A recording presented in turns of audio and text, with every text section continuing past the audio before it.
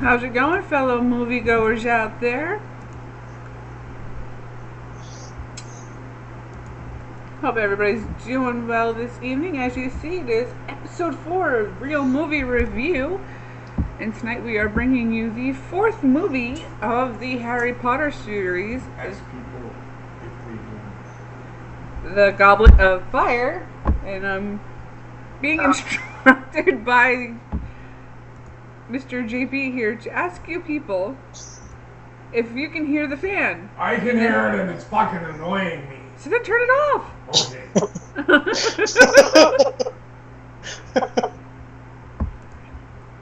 And of course, as always, my co-host and everybody's favorite Foulmouth, Bobbitt. How are you? Doing excellent, Miss Heather. How are you doing in your brand new location? I am doing very well. You can see right here, this room is our kitchen, which I just made home-cooked pizza. So She didn't make it from scratch. Don't give her fucking shut up.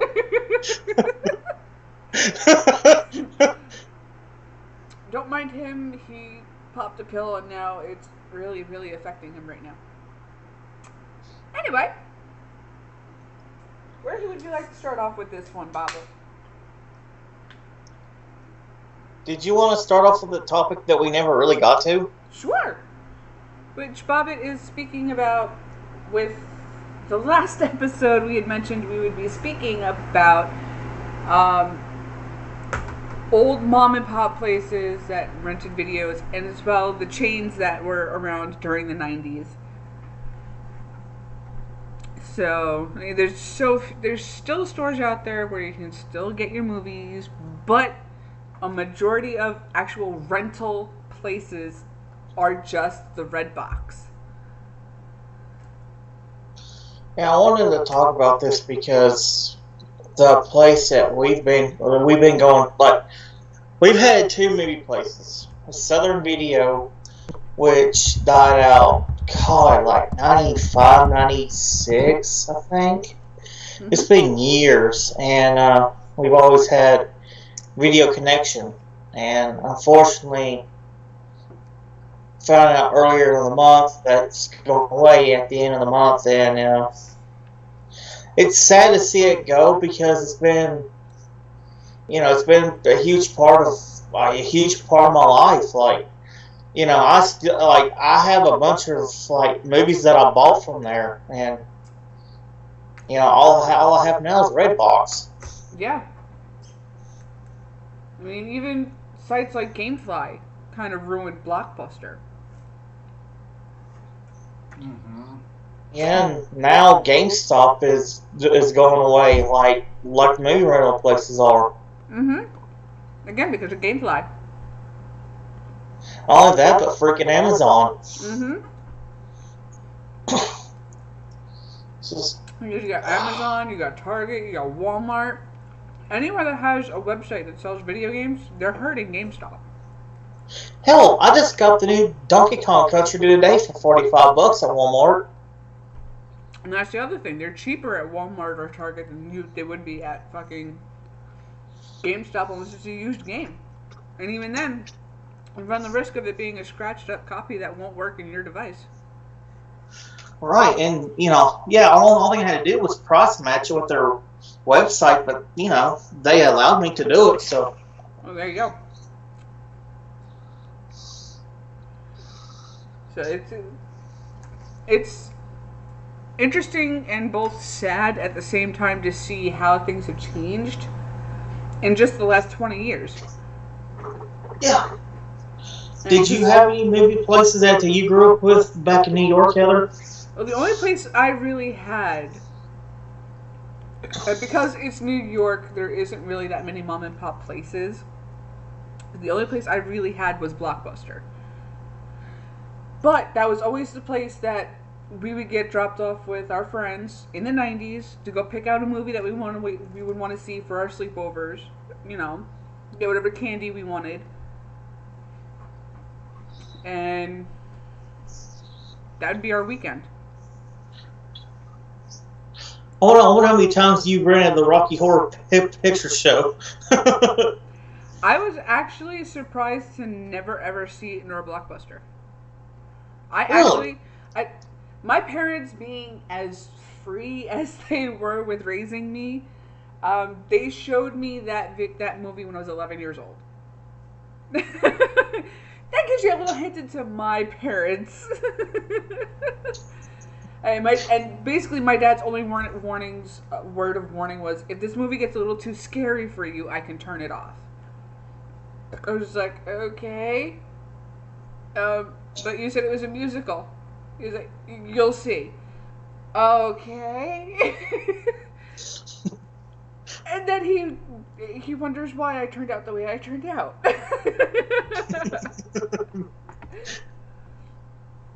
And Ronnie in the chat here says she worked at Hollywood Videos, which we had quite a few of those here back home in New York as well. We also had, oh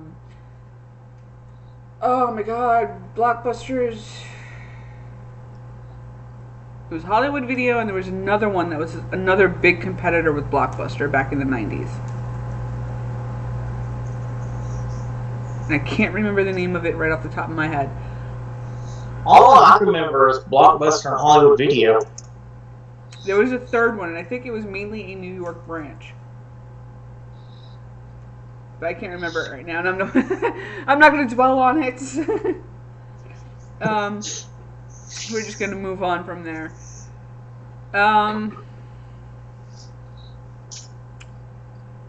With that transition going from not only Redbox, it was shortly after that we got Netflix.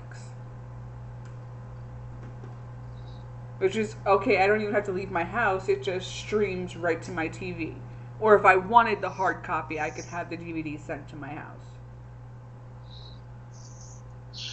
See, I like Netflix, but I also don't like the fact that they take away stuff as well. Well, they keep with the times. Like, let's say, the whole series of Lost is on there. Well, it's there one month, next minute it could be completely gone. Like I said, they gotta go with what they see trending, so that they stay on top of business. And again, if you really look through the list of Netflix, they do have it set up to where you can set up a list. Hey, Trek is actually not that late for once. What's up, you son of a bitch? You can set up a list of DVDs that they have. So it may not be that they're streaming Lost at that moment, but they might have the DVD copy of it for you to rent. Which was another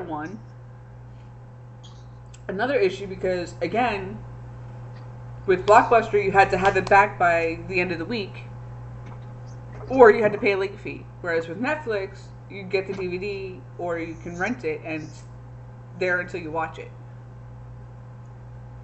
Especially with the DVD, because they just basically sat there and said, you can keep this for as long as you want, as long as we actually get it back, or we get another $5 and you can keep it. So it's just like, yeah, Redbox is screwed. Pretty much. We all got to have our copy of Humpers 4. I mean, exactly. That's the classic. Exactly. And then, also, Netflix is in danger now because of Amazon Prime Video. See, I would like Amazon Prime Video if it wasn't $100. But you know what? With Amazon Prime Video, that's actually a free service you get through paying for Amazon Prime. Which, at the end of the day, Amazon Prime ends up paying for itself, because you're not paying any kind of shipping for express, like next day or same day shipping. Mm. And you get special discounts on newly released items as well. So in the long run, it's $100 for the entire year. It's not monthly. It's $100 for the year.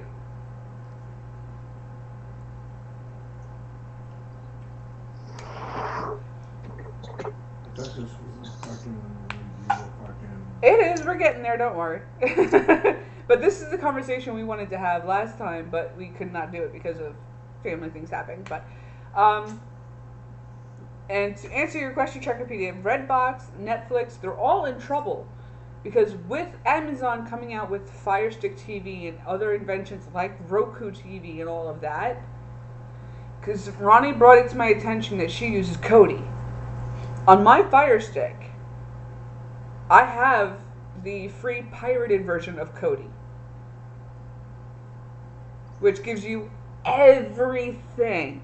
It gives you live TV, it gives you recorded TV, it gives you movies, everything. And it has quite the extensive list of items within its stores. So, does it have porn? It does, actually. Yes! I mean, porn.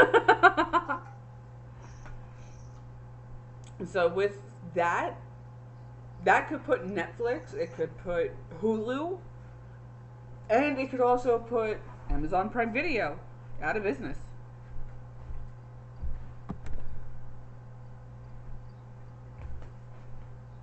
JP just did a little dance for me.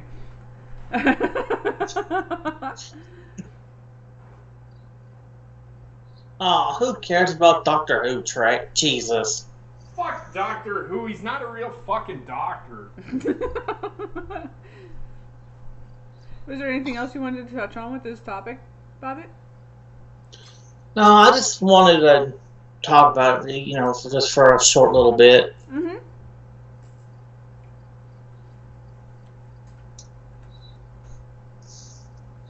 Well, see, there you go. There's an even more extensive answer for you, Trek.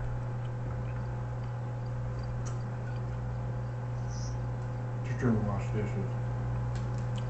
Oh. Did anybody even watch Outlander, Trickster? I mean, come on now. Outlander? Mm-hmm. I don't watch Outlander. What kind of dope you've been smoking? When have you ever seen me watch an episode of Outlander?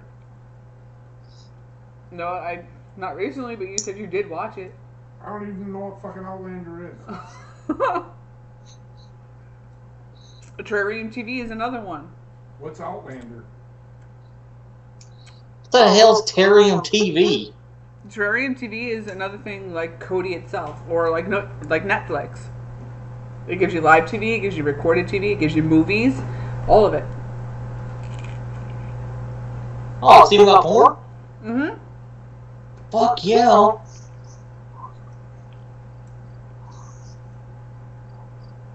Yeah, I told our good friend Clambaked about Terrarium TV, and he's been hooked on that too. So. Well, anytime I watch Roku, I always watch Comet. Mm. I love that. I love that station so much.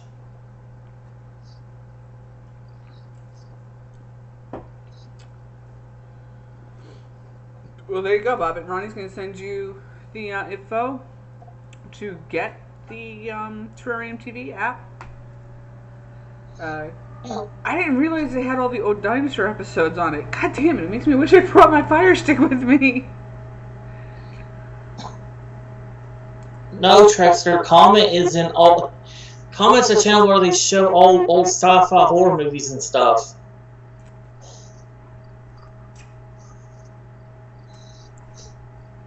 Comet? Why would they show Ring of Honor on a station that plays horror movies? Isn't Comet one of Santa's reindeer? Nobody asked you. And to be fair, Bobbitt, SmackDown used to be on Sci-Fi. Touche. Well, Sci-Fi is also a fuck up too. Get rid of Sharknado. Bunch of sons of bitches. Bobbitt, Yes. Sharknado is a terrible movie. No, it's not. It's the greatest film franchise in history, okay? And Ronnie says it's a cleaning product.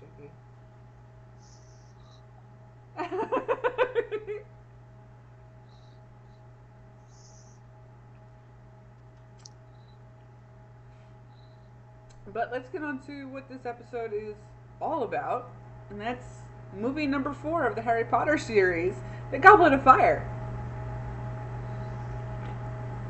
You game? Or the porn parody, Assless Chats of Fire.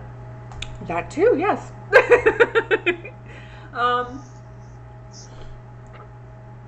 Again, with this movie, we have Harry Potter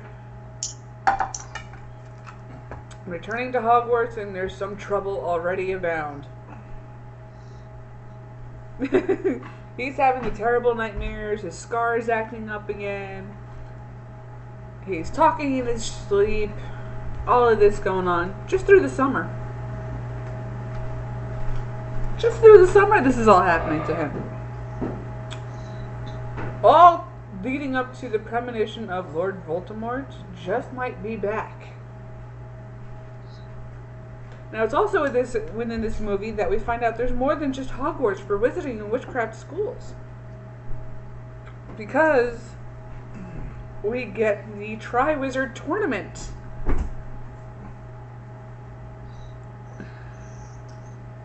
With this movie. Bobbitt, you want to take over telling the rules of this tournament? If you can remember them? Before I say that, I want to say this. Why didn't we get the fucking full Quidditch match? The opening was awesome! I know. That is all. Like, the fucking intro was amazing! If you let's really want to know what happened in that Quidditch match, read the book. It's insane. That Quidditch match. What did they show in the movie?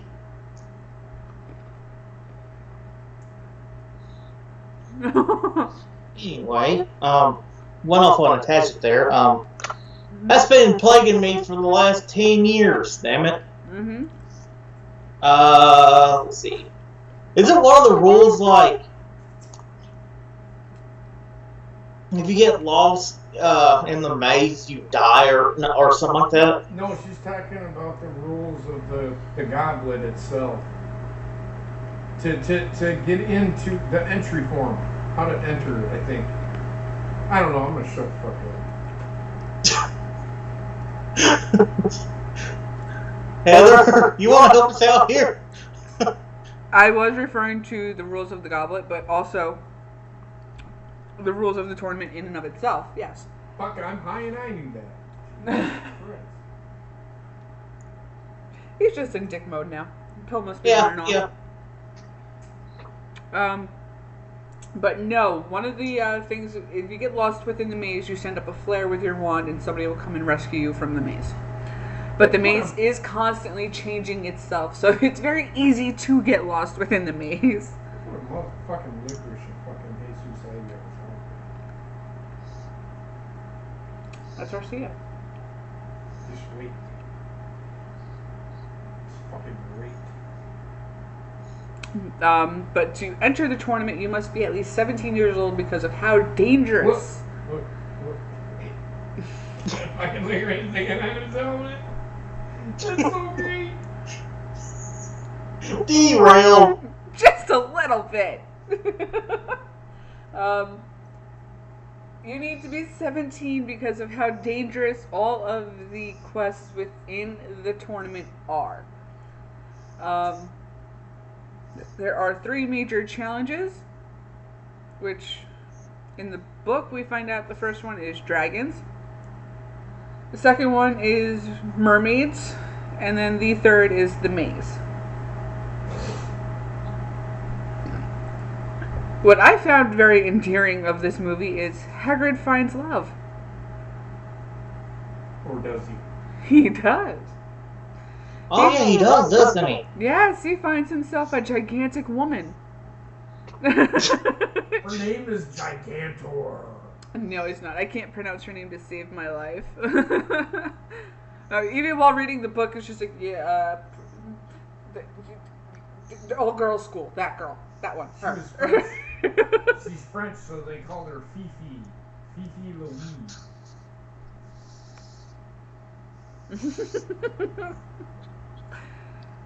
And quite interestingly enough, the first time Hagrid sees her is in the hall when they're introducing the schools that will be participating against Hogwarts. And it's actually the first time we're actually hearing the Hogwarts theme song, which is actually in the book several times throughout the series. So it's just like, dude, you could have put this in the first movie.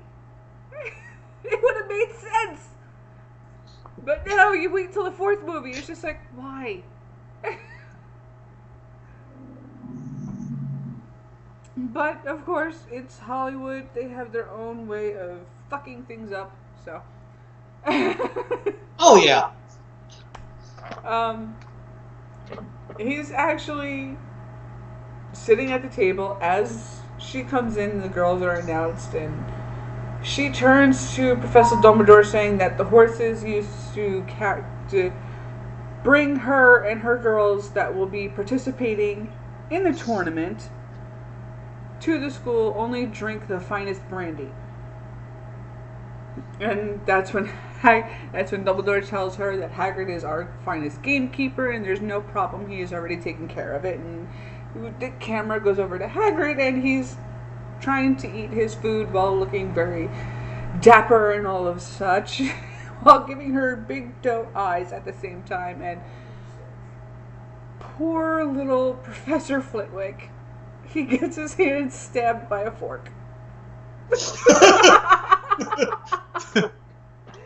Oh my god, that is the best opening sequence of the Hogwarts scenes for this movie series I have seen yet. What about you, Bobbitt? Yeah, I agree 100%. Like, that was just... That's funny and sad at the same time. Yes. I mean, Hagrid's trying so hard to make it seem like he's not staring and just like giving her those big "I love you" eyes, and he just happens to be next to the smallest teacher in all of Hogwarts.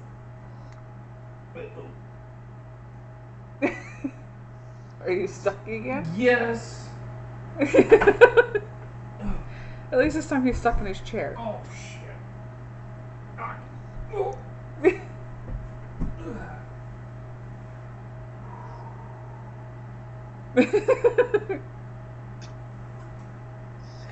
Derailed is going to be interesting later. Alright. Alright. And as he promised with his bet from Summer Bob's last night. Here's the Fanta. Y'all know that him and I have this fucking rivalry, whatever the fuck it is. I am going to, I told if he beat Dwayne, I would drink the Fanta. God help us all.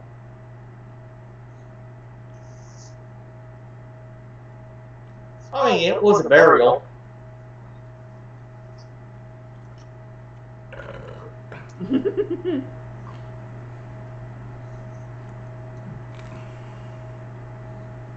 Man. Fanta says Fanta will go down your throat easy and smooth. Actually, it didn't. It almost came out my fucking nose.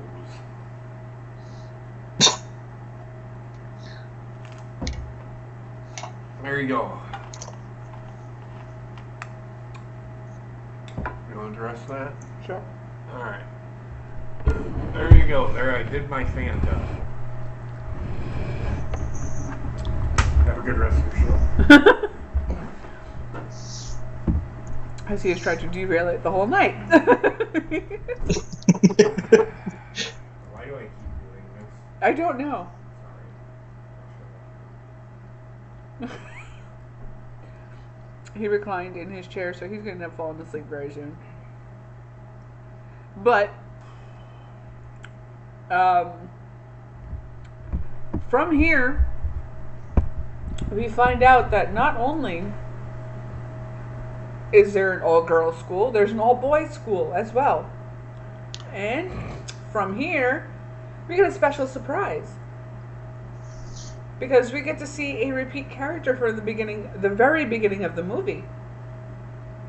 And that is the incredibly famous and talented Quidditch player of Victor Crumb. Which Ron instantly then starts fanboying over. Oh my god, it's him! Let me lick his dick right now. I don't think he says that. No Trekipedia. That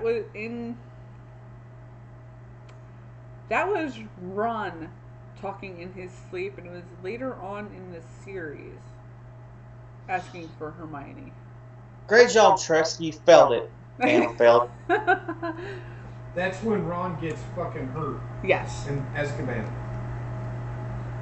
Or no, it was in episode 6, sorry. Mm-hmm. It's when he was dating Lavender Brown. Yes. Which really, I worked with somebody named Ron. It was so tempting. Whenever I saw him, because, yes, he was the same age as me. And he's just as nerdy as we are. But anytime I saw him when he came up from the service department, it was so tempting to sit there and go, Juan! Because I know he would get the joke. I have some breaking news, people. Uh-oh. This is serious news. We're not going to war or anything. Senator John McCain died today at the age of 81 years old. Wow. That was quick. What do you mean that was quick? The man was 81. No, like, he just ended his treatment yesterday. Yeah. He passed away today at the age of 81. Although the last few years of his life have been kind of controversial in my eyes, he was still one of the great patriots, great fighters, great soldiers of our time. So may he rest in peace. So I'm sorry, I thought I'd just throw that out there. I don't mean to throw a wrench into your shit. And that gives me the one chance to ever do this ever live. What the fuck were you thinking with Sarah Palin, you idiot? He wasn't going to be fucking. No. I don't think anybody would be Obama.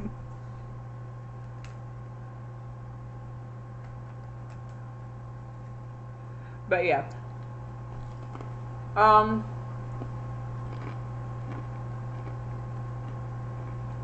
It's been a hot minute since I've seen this movie, so it's taken me a little bit to get things together here.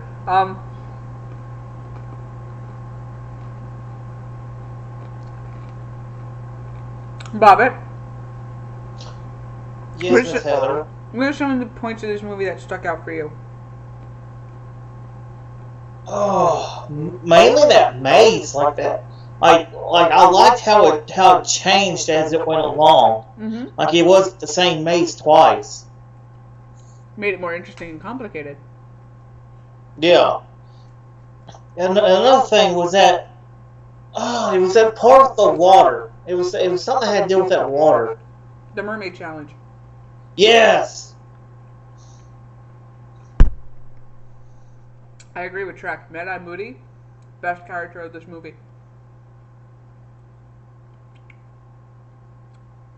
Because not only was it a fake Mad-Eye movie through the whole movie, but it was the 10th Doctor, since you wanted to bring up Doctor Who, Trek.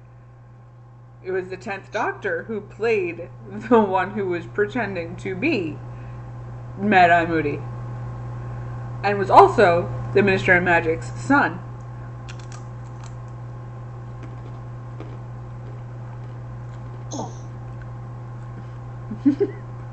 Don't force it, Bobbitt. It might be shit. It'll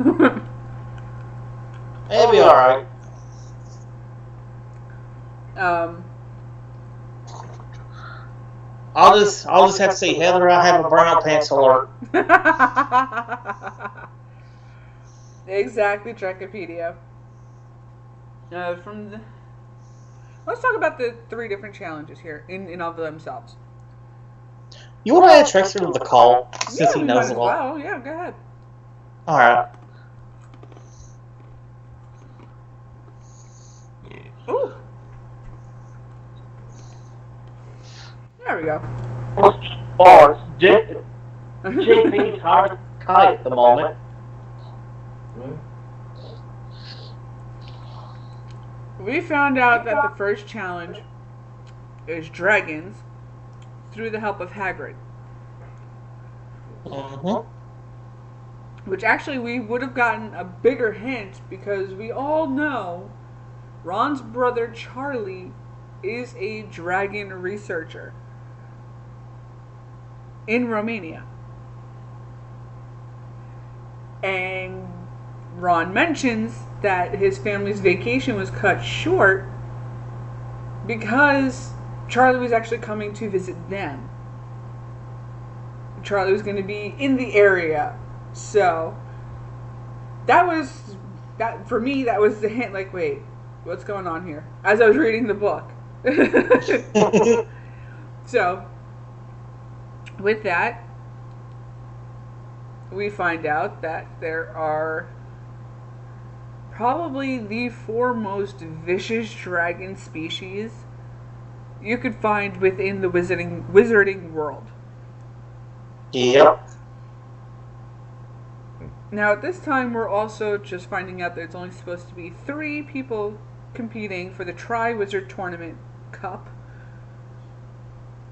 But somehow or another, Harry's name gets snuck into the goblet, and it's accepted.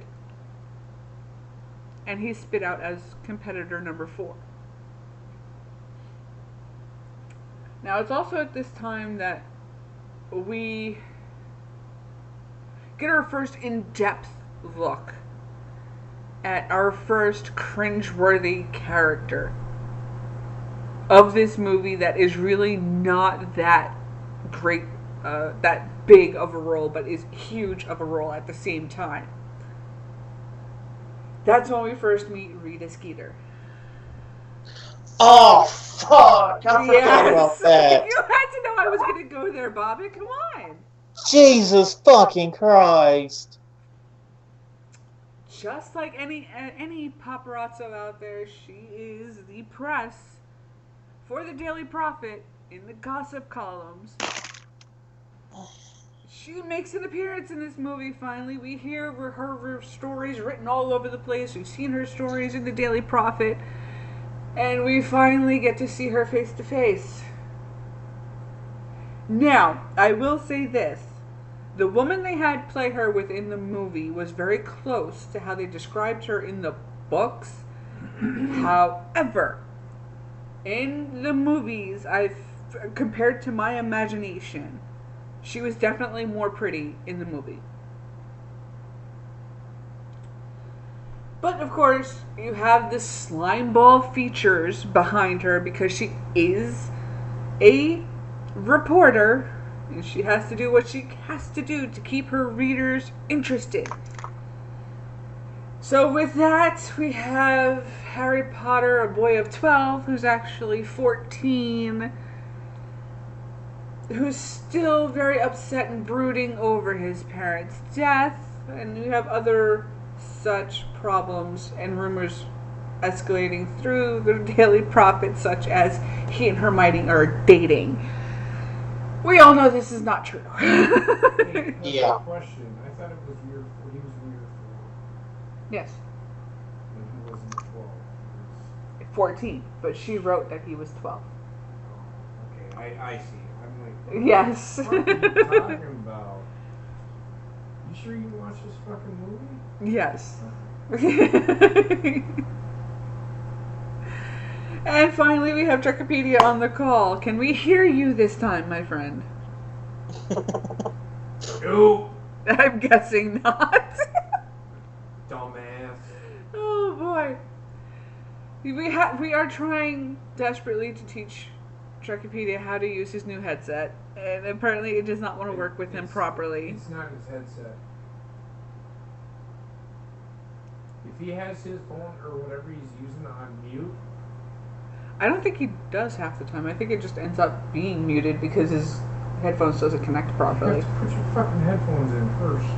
Yeah, I don't think they connect properly though because he uses the Bluetooth version.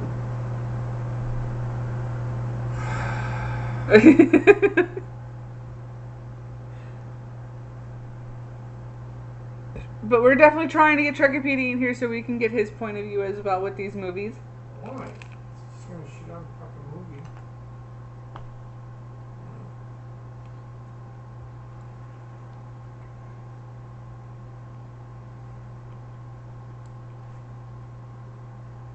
Oh, Ronnie Skype challenges everybody. It's not just you, honey. That's for damn sure. But, moving on here. With the Dragons Challenge, every competitor has to play to their own strength. And as we all know, Harry Potter is a natural flyer.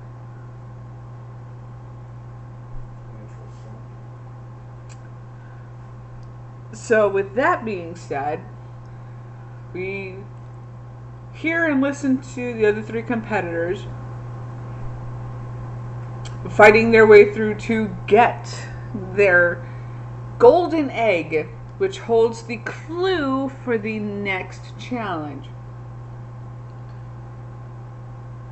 With that, they get done. It's finally Harry's turn. Of course, he's the last one to go out. Oh, excuse me. He's the last one to go out to face his dragon. He gets his broom with the use of his wand, because that's all they're allowed. He's not allowed to bring his broom with him, but he can call it by magical means with his wand, which is the loophole within the rules of the tournament. Uh-oh. What's the matter, Bobbitt? Fucking shit. That's all I'm saying. It's fucking shit. Because apparently, if I plug this camera into these other USB port, my Skype goes off to shit. Ah. See, Ronnie, you're not the only one. But he's not cool enough to have these, though. Oh, yeah, of course. He gets his golden egg, and with it being won, brings it up to Gryffindor Common Room, and everybody asks him to open up the egg. He does, and all that proceeds from the egg is this horrific screeching noise. Do we have you now, Trekipedia? Can you guys hear me? Here we go! Finally! Trickster! Did he fall off the call and come back onto the call? That's Well, the call failed. Every fucking time. Make sure that you're fucking... Are you sure it was a call or you that failed? When I got off, it said call failed. You might have to look into updating your Skype again, or just completely uninstalling it and reinstalling it. Yeah.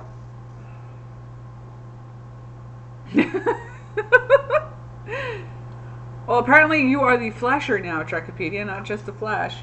Which, zoom, zoom, zoom! Yeah, that's what I heard.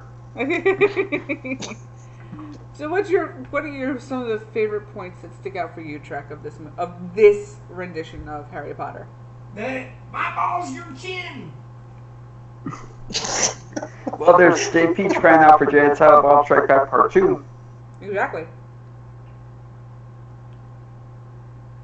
I like the Quidditch match was cool. Yeah. And of course, I like David Tennant being in it. You stop talking about actors, you start talking about the fucking movie. Oh, yeah. I like that. I did like the trial scene when he went to the trial and saw what was going on. Mm-hmm. Who the fuck is Charles Tennant? David Tennant. Who the fuck is that guy? He played Mad-Eye Moody's alter ego. Impersonator. Bertie Crouch Jr. Did you movie say? for like 10 fucking Did, minutes. You didn't make the fucking Heather- movie? Come on, man. He was still in the movie, and he was in the For 10 minutes. and multiple scenes. And then what? In multiple scenes, he was in the very opening of the movie.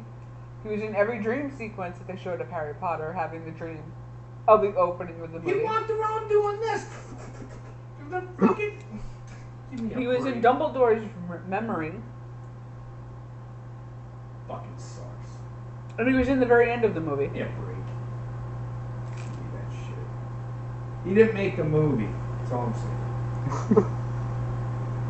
Feed me that line of bullshit. Somewhat salty. Shut the fuck up. They have an allergic reaction to the Fanta. Uh-oh.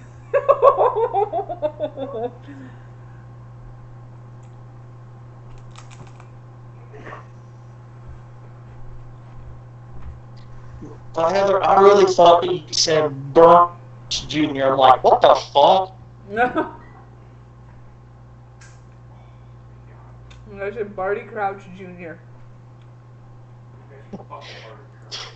I swear to God, I thought you said burning crotch. I was like, Jesus, he didn't get that checked out. That guy that played him was a burning crotch. The way you looked when you were getting up, it looked like you had a burning crotch. For a second.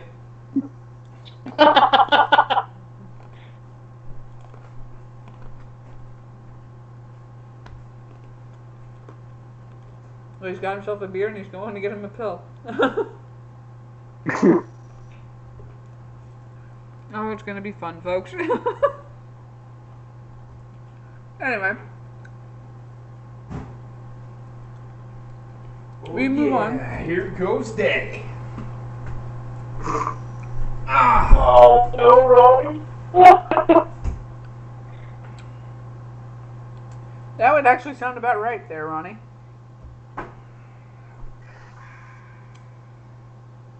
It's gonna be a slumber. Quite literally, I think he's going to end up passing out on his chair.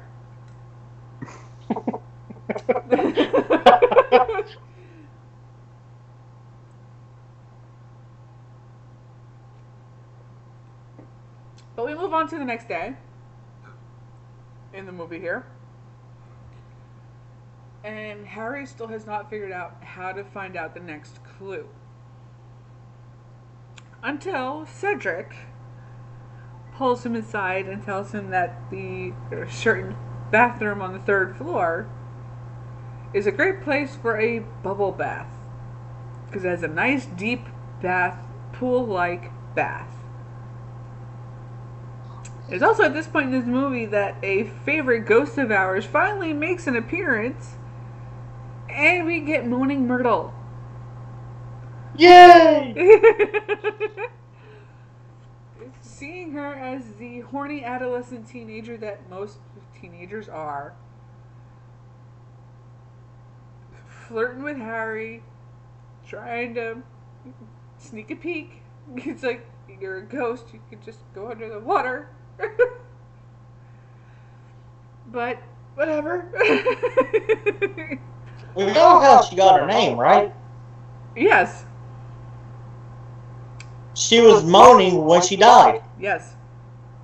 In the girls' bathroom. Let that sink in, folks. And they said Harry Potter's for kids. I know.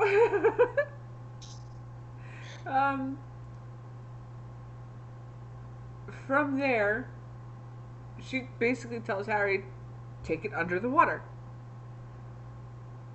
He does. He hears the song of the people of the Black Lake, which is the Lake of Hogwarts. And he pops up from under the water and just looks at Moaning Myrtle and goes, are there mermaids out in the Black Lake? Apparently he figured it out within 2 seconds when it took Cedric, according to Moaning Myrtle, took Cedric hours.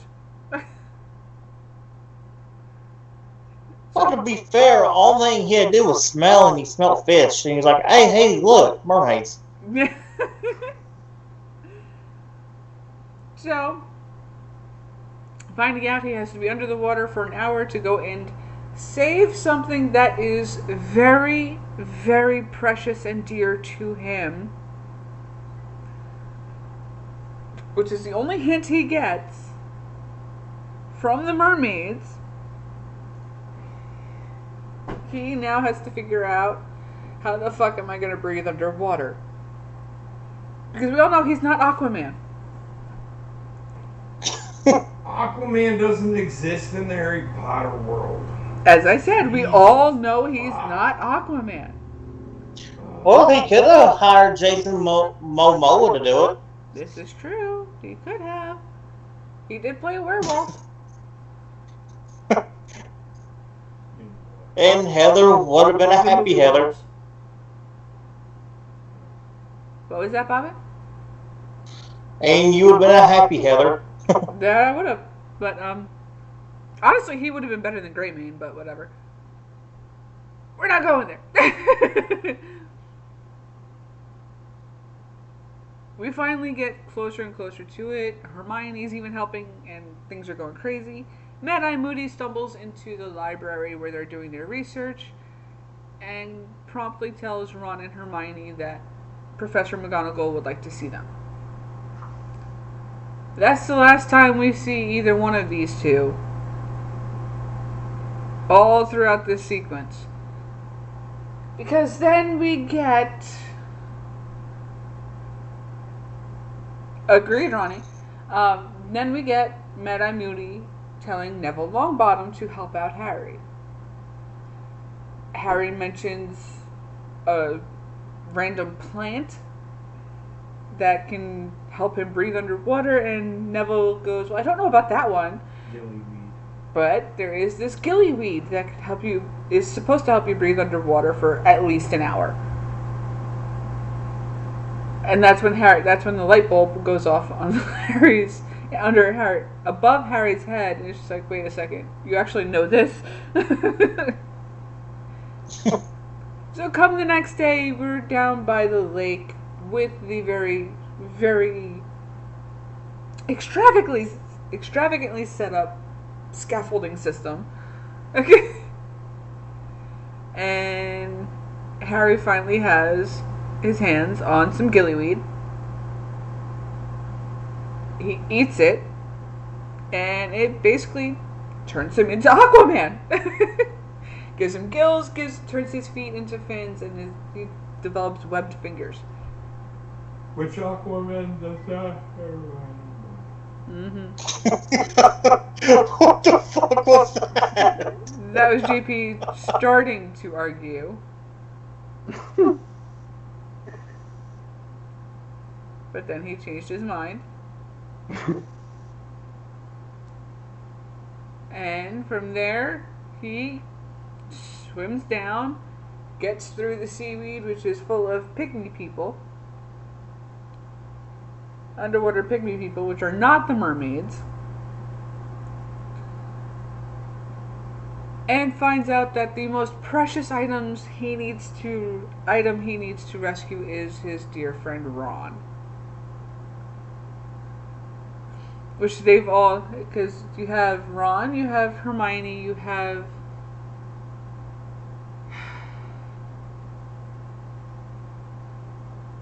one of the girl's sister, and you have Cho. All put in Floor's sister, yes. Which are all put into a special trance.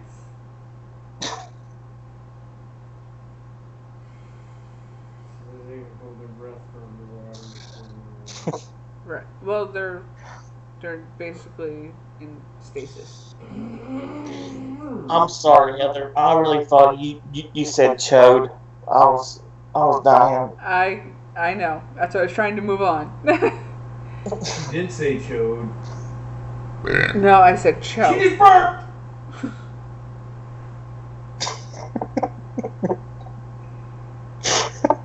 We should have put this off another week. Anyway,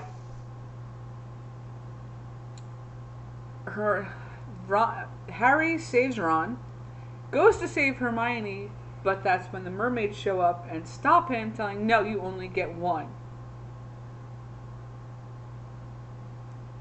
And that's when Victor Crumb comes out of nowhere and saves Hermione. Harry sticks around just a little bit, and we got Cedric show up to save Cho, and points at his wrist to show you have only this amount of time, hurry up.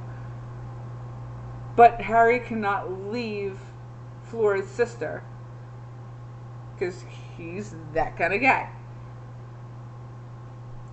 So he sits there.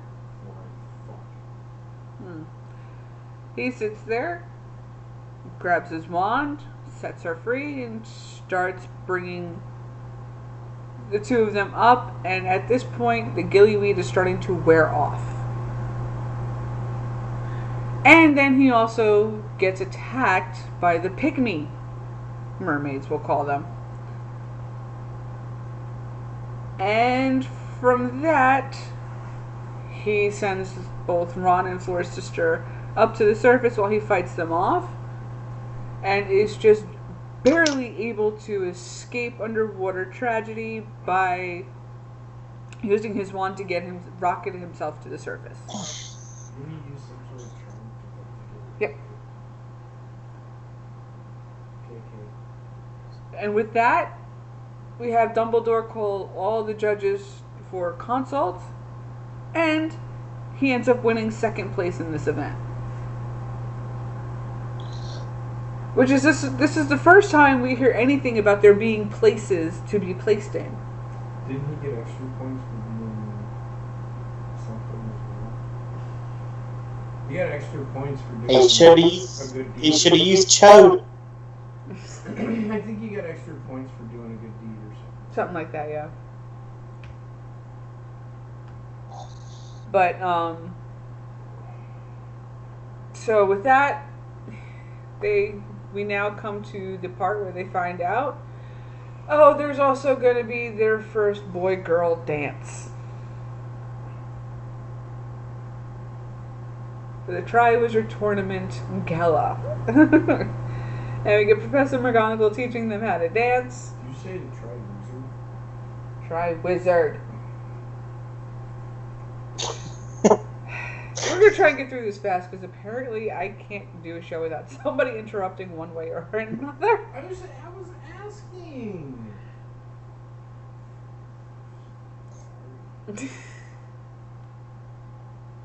But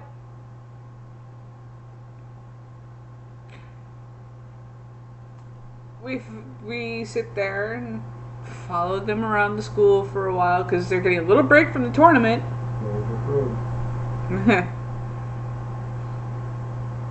They're getting a little break from the tournament because they're now preparing for this dance, and they gotta heal up, of course.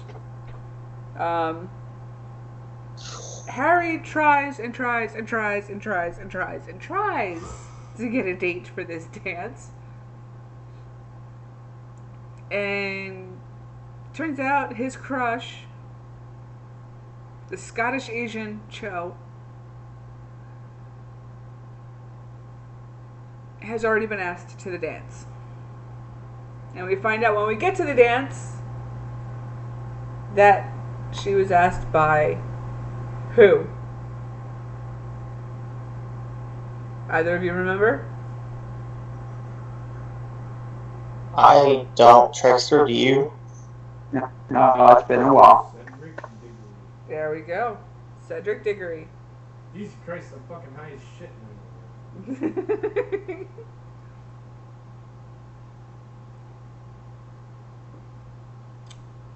Which the rest of the world knows him as fucking Sparkling Vampire. But I thought we were saving Twilight for another episode. fuck you. I will delete this channel if you ever bring up Twilight again.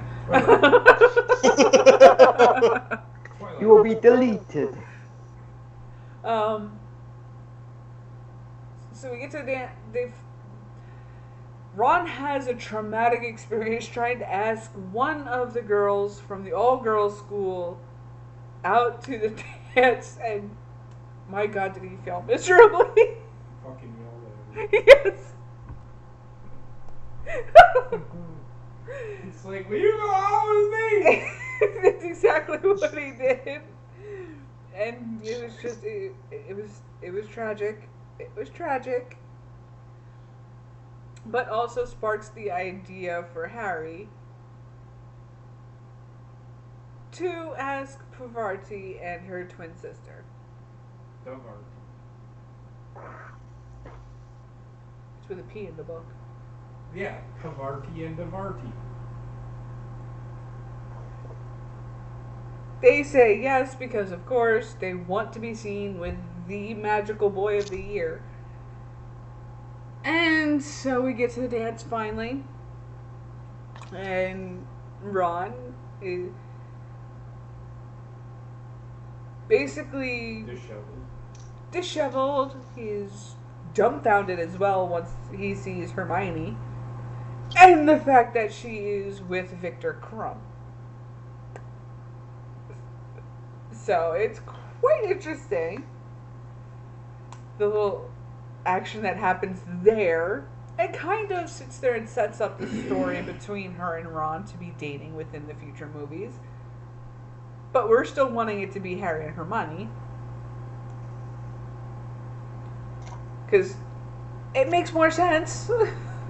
But It does, but no. No. Instead we get the cradle robber version of Harry Potter later on. But we'll get there. We'll get there, folks. Then We will.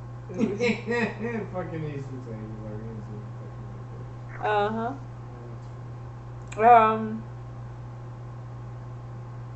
Now, in the director's uncut version of this, we get a private conversation between the all-boys school headmaster and Professor Snape, where they're talking about their Death Eater tattoos not only being more vibrant, but actually starting to hurt.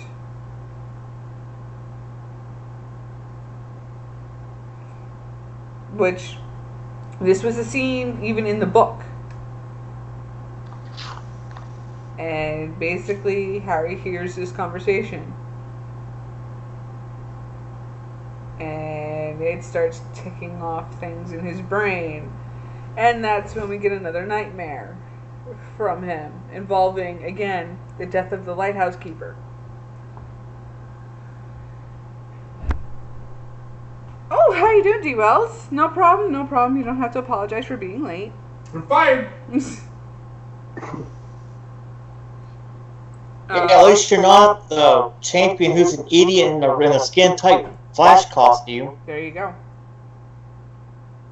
I think the Flash hangs out with Heather's crush. No, I don't think so. What the fuck? That didn't make any sense. Okay. Aquaman? Let it go, Trek. You're trying. You're Yeah, you're trying way too hard. reaching. Let it go.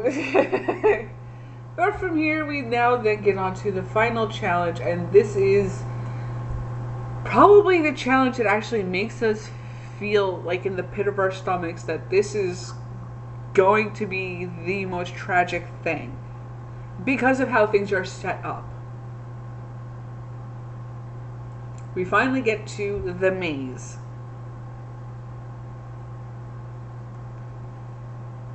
Which, again, as things are going on throughout this movie, you start picking up certain things with Mad-Eye Moody that is just like, are we really supposed to be trusting this guy?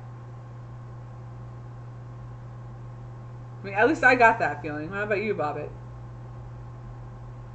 Oh yeah, I totally got that. And then from there, we get the feeling that something is indefinitely going to happen within this maze. Now, within the book,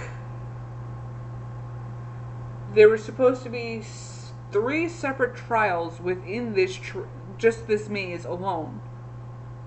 One, of course, being a giant cat-like creature that asks Harry Potter the answer for certain riddles.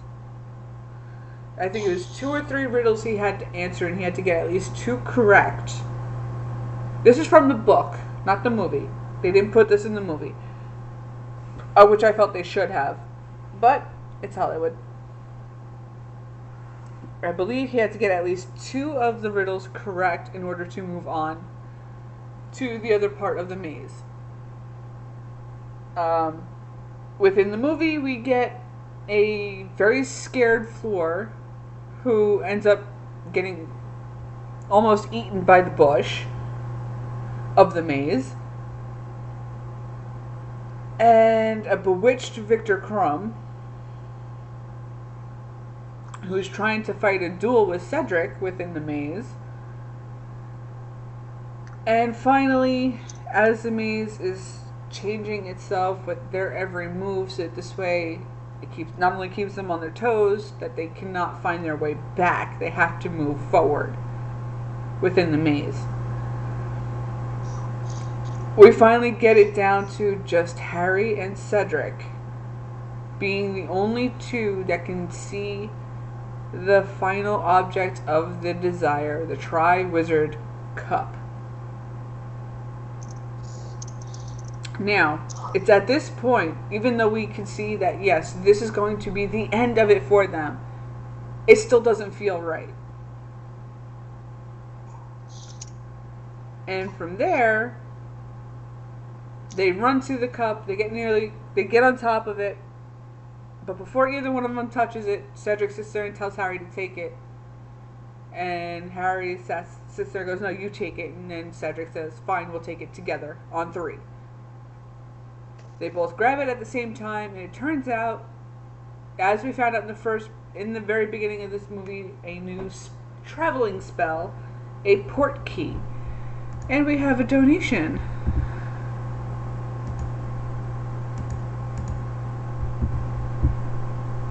Hold on 1 second.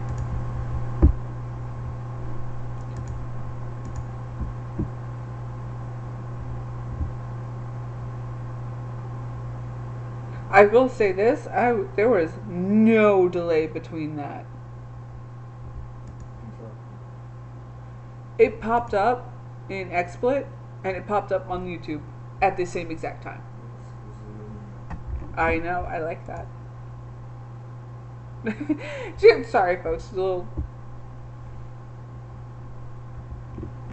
We got $1 from Captain Fanta. Hey JP, I go down smooth, and you know you liked the liquid goodness of Fanta. That's fucking weird. All in the same. Thank you very much, Captain Fanta.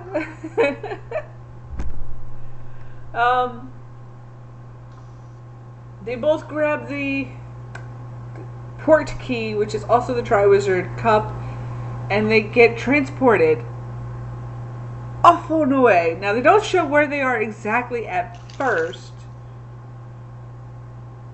but you think they've been transported back to where Dumbledore and everybody else is?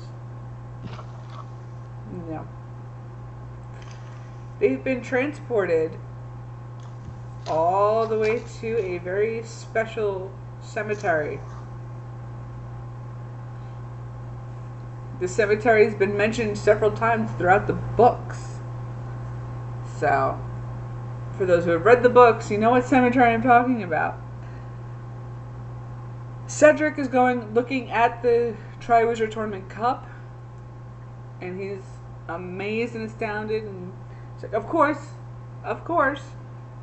Triwizard Cup has to be a port key. It's really cool. But Harry, on the other hand, is scared out of his mind right now. Because as the camera pans to Harry, his scar starts to hurt. And that's the biggest hint. With that, who do we see come out of a dark shadow? Well, actually, it's out of the shed of the cemetery. Voldemort. No. No, first, we get Peter Pettigrew, a.k.a. Wormtail.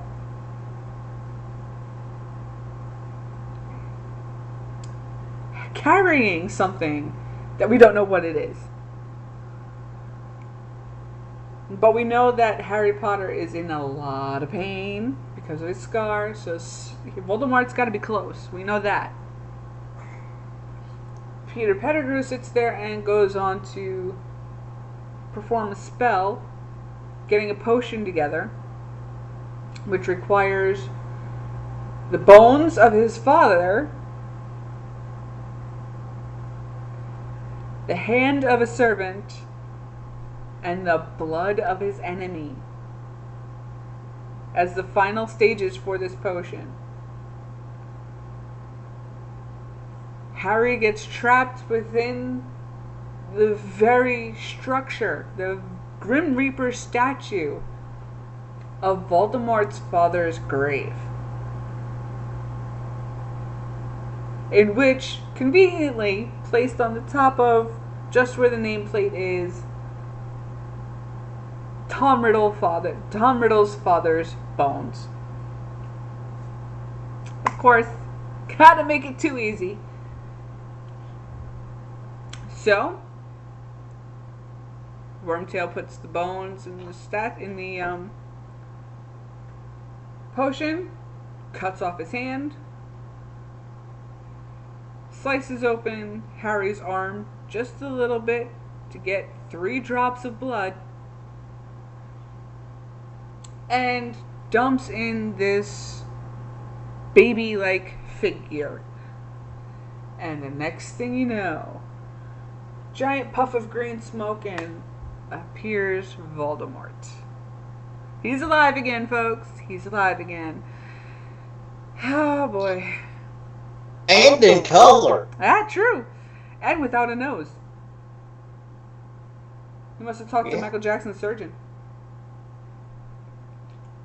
And ironically, this was the last movie that I actually watched all the way through. Mm-hmm. So when we do Order of the Phoenix next week, I need to watch that. Yes. Yes. I'm going to need to watch it too, because there's just so many different things within that movie that it's going to be hard for me to remember it all. Hard. Yeah, hard.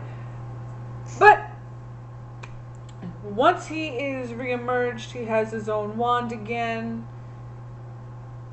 He calls up his old buddies, the Death Eaters. They all show up. He reprimands them for not being there, not trying to find him, and not being very good servants.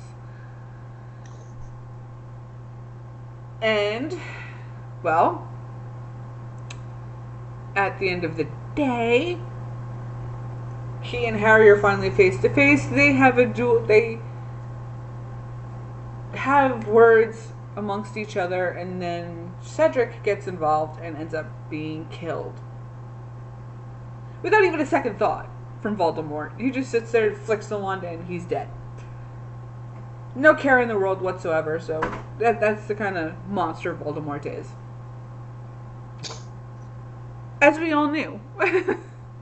Yeah. And then from there, we have finally the first face-off of a full-formed Voldemort and Harry Potter. In which case, their wands actually connected because of the fact that the feather within the core of the wands came off of the same phoenix. So they're essentially brother wands. Twin wands. And it forged a connection between the two of them in a way However, at this point, Harry either goes delusional or there's a special taste of magic here where Harry sees the spirits of not only his dead parents, but the dead lighthouse keeper and Cedric as well, which they add an extra layer of protection for him to get away and bring Cedric's body back to the fairgrounds where the opening of the maze is. In which case, Dumbledore immediately realizes there's something wrong. Cedric's poor father also realizes something's wrong, charges through the crowd to get down and see what's going on. And of course, we have a very tragic scene of father having to realize that my son is now dead. And we have Dumbledore. Yeah. We have Dumbledore pulling Harry away from Cedric, putting him into the hands of Mad-Eye Moody to whisk him away from everything so that they could clean up this mess and try and get Harry taken care of at the same time. And we think that's the end of the movie, but we're then taken into Professor Mad-Eye's office for the second time, in which we really tell there is something wrong with Moody. Which funnily enough, his first name is Alistair, for the NXT fans out there. Just thought I'd throw that little link in there for you guys. We have a conversation between Harry and Professor Moody in which all Harry says is he is back. And Moody then sits there and then mentions, were there others in the graveyard? And that's when the light bulb clicks in Harry's head and he goes, I didn't mention anything about a graveyard. And instantly he knew right then and there something was wrong. And right in the nick of time, we get Professor Snape, Professor McGonagall, and Professor Dumbledore bursting into the office to save Harry. And find out that this gentleman has been drinking a very potent blend of polyjuice potion to be Professor Mad-Eye Moody. And we find out it's actually Barty Crouch Jr. Yep. So, Sirius Black's not the only one to escape, people. But it's really interesting to see that Barty was able to escape and the Dementors were not after him. Which that leads deeper into other stories later on into the series here. But we finally come to the ending of the movie where we have the sad speech from Dumbledore saying that Cedric is dead and that the Ministry of Magic would not like me to tell you what I'm going to tell you, but I'm going to tell you anyway because I am that kind of guy. I'm always honest with my students, and I don't want you people out there thinking one thing and not being prepared. So, and that's when he sits there and tells the entire school that Voldemort is indeed back. Now, of course, it's a great shock to everybody. But for also others, many others, they knew it had to have happened eventually, because there was no way a wizard could be that powerful and not have a backup plan. So, that's the end of the movie there for you folks. Are there any other points you want to bring up there, Bobbitt or Trek? I'll bring up something. Sure. I think this is the first time where the series truly went dark. Yes. Well, Azkaban. It went dark, but not as dark as this, because it was the return of Voldemort. But again, Not only that, but somebody freaking died. well, somebody died in every movie, actually, Bobbitt. Don't play with my emotion like this. I